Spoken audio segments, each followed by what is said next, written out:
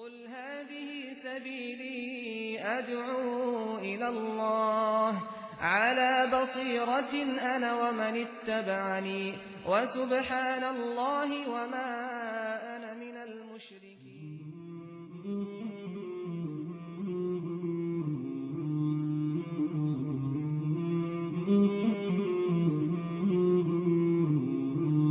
مولاي صل وسلم دائما أبدا على حبيبك خير الخلق كلهم.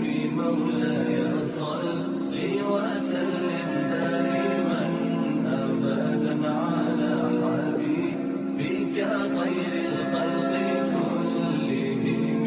محمد سيد الكونين والثقلين، محمد سيد الكونين والثقلين والفريقين